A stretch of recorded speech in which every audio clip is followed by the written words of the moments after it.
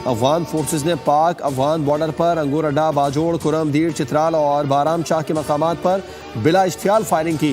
एहसान फरामोश अगर कोई कौम है तो वो अफगानिस्तान की है। एक होती है चुमुखी, आप चुमुखी लड़ाई ही नहीं लड़ रहे, आप तो पता नहीं अठमुखी लड़ रहे हैं। उन्होंने बाकायदा मुख्तलिफ मकामात पे ड्यूरन लाइन के अक्रॉस पाकिस्तान की पोस्ट्स के ऊपर उन्होंने खासा जानदार हमला किया। यानी वो लड़ना नहीं चाहते पाकिस्तानी फौज वाले, वो मायूसी का शिकार है, वो दबाव का शिकार है, वो खौफ का शिकार हो चुके हैं। अफगानिस्तान बॉर्डर साइड के ऊपर से भी पाकिस्तान की आर्मी के ऊपर धावा बोला गया, जिसमें ये कहा जा रहा है कि 50 से ज्यादा ट्रेनी पुलिस वाले हलाक हो चुके हैं। किसी ने ये बात तस्लीम नहीं करनी, ये चूरन एक्सेप्ट नहीं करना जो डीजी साहब ने कल परसों कहा है। ISPR की बड़ी मेहरबानी है कि उन्होंने बेवकूफ़ों की एक बहुत बड़ी फौज जो है वो सोशल मीडिया के ऊपर भर दी है, जो मसलसल आपको ये बताने की कोशिश कर रहे हैं कि हमने रख रख के मारा, ये वाला असला मारा। अब आज भी डीजी ISPR कह रहे थे कि हम इन लोगों से डायलॉग नहीं करेंगे। हम इन लोगों से क्यों डायलॉग करें जो भारत के लोगों से बातें करते हैं? As a contiguous neighbor and a well-wisher of the Afghan people, India has a deep interest in your development and progress.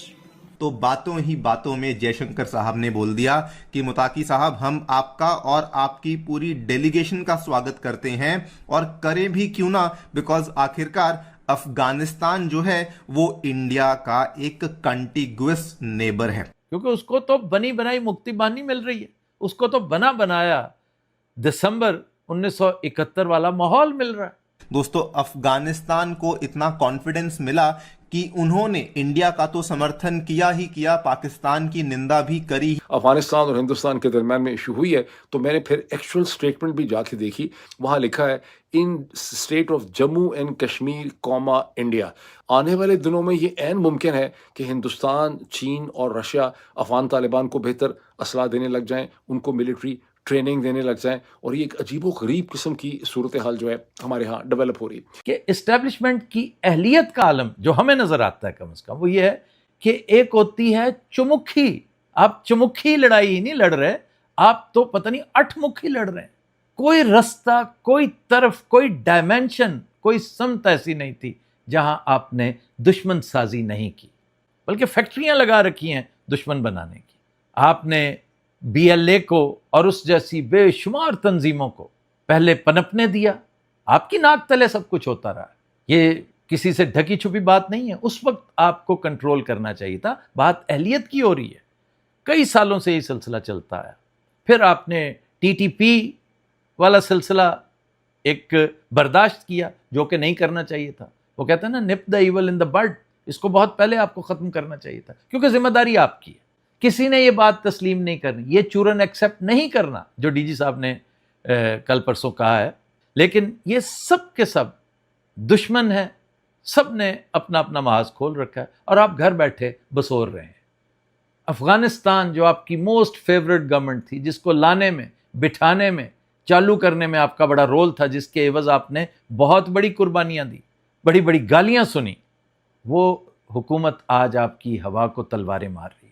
और हालत यह है कि उसका वजीर खारजा दिल्ली में बैठा हुआ आपके खिलाफ सुबह शाम मामलात कर रहा है। जो पट्टी जयशंकर उसे पढ़ा रहा है वही वो पढ़ते हुए यहाँ आकर उस पर अमल दरामद करेगा। इंडिया अपना सफारत खाना, जो छोटा सा एक मिशन था, उसको फुल फ्लैज पूरे सफारत खाने का रूप दे रहा है और चीज़ें ऑफर कर रहा है कि आपने फिक्र नहीं करनी, क्योंकि उसको तो बनी बनाई मुक्ति बानी मिल रही है, उसको तो बना बनाया दिसंबर 1971 वाला माहौल मिल रहा है। कि इस वक्त जो सबसे बड़ी प्रॉब्लम पाकिस्तान के सामने मुंह फाड़ के खड़ी हुई है उसका नाम है अफगानिस्तान। और अफगानिस्तान के जो तालिबान है, आपको तो पता ही है कि वो तो खुद की नहीं सुनते, तो उन्होंने हमारी क्या खाक सुननी है। हालांकि हम तो उन्हें बहुत कह रहे हैं कि हम तो आपके भाई हैं, हम तो आपकी बहनें हैं, हम तो आपके साथ हैं, हम तो एक ही कलमा पढ़ते हैं, आपको पता है ब्रदरली इस्लामिक कंट्री, एक ही।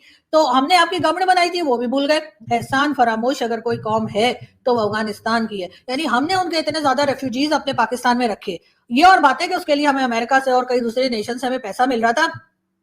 अब पैसे का क्या है जी, पैसा तो हाथ की मैल होता है। तो ठीक है, अगर उन्होंने हाथ की मैल हमें दे दी तो वो मैल हमने रख ली, हम क्या कर सकते थे? अब वापस तो नहीं कर सकते थे ना, अगर पैसा कोई दिए जा रहा है तो हम क्या कर सकते हैं। लेकिन खैर, हमने अफगानिस्तान के रेफ्यूजीज यहाँ पे रखे और उसके बाद जब वो पैसा मिलना बंद हो गया तो हमने वो मैल ऐसे झाड़ी और हमने कहा भाई निकलो अपनी कंट्री में जाओ, यहाँ क्या कर रहे हो, तुम्हारी वजह से तो यहाँ टेररिज्म फैल रही है। हालांकि ये टेररिज्म हमारे पास पहले भी थी, अफगानिस्तान के लोग आने से पहले भी हमको जैसे कहते हैं ना कि हमारे कोई लड्डू नहीं बट रहे थे, लेकिन फिर भी अफगानिस्तान के लोग आने के बाद तो हमारी टेररिज्म बहुत ज्यादा बढ़ गई। और इसी को देखकर मुझे ऐसा लगता है कि हमने उनको जब वापस भेजना शुरू किया उनकी कंट्री में तो अफगानिस्तान के लोगों को बुरा लग गया। अब ये टीटीपी, तहरीके तालिबान पाकिस्तान, कितने नाम हमने इनके बदले, कभी फितना उल खारिज नाम रखा फिर भी नहीं सुधरे, फिर हमने फितना उल हिंदुस्तान रखा फिर भी नहीं सुधरे। अब आज भी डीजी ISPR कह रहे थे कि हम इन लोगों से डायलॉग नहीं करेंगे। हम इन लोगों से क्यों डायलॉग करें जो भारत के लोगों से बातें करते हैं?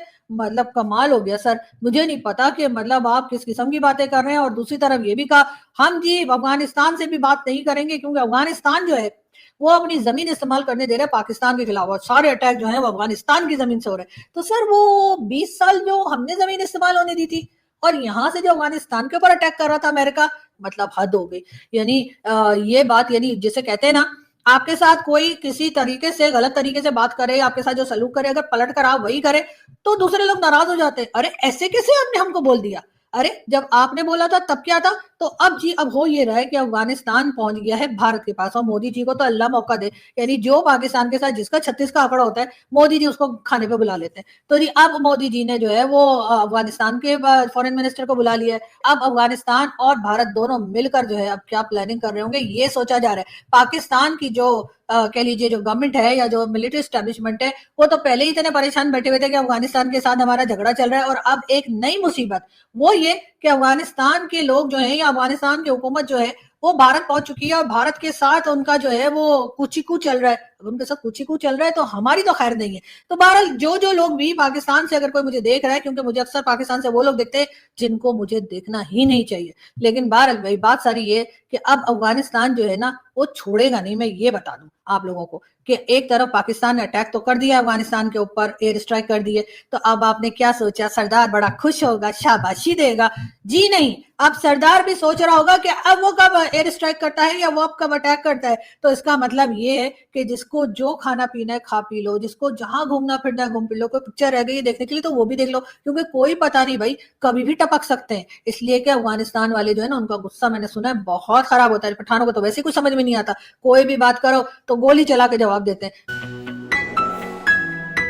नमस्कार दोस्तों, जय हिंद। इंडिया फर्स्ट पर आपका स्वागत है।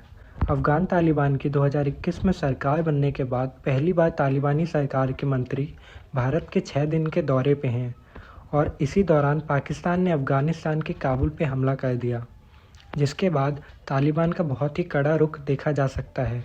POK को भारत का हिस्सा बताते हुए उन्होंने भारत से कहा कि हम दोनों बहुत पुराने पड़ोसी हैं और न केवल पाकिस्तानी हमले को उन्होंने पाकिस्तान की बहुत बड़ी भूल बताया, बल्कि अफ़गानी फोर्सेस ने जवाबी कार्यवाही करते हुए 50 से ज़्यादा पाकिस्तानियों को मौत के घाट उतार दिया।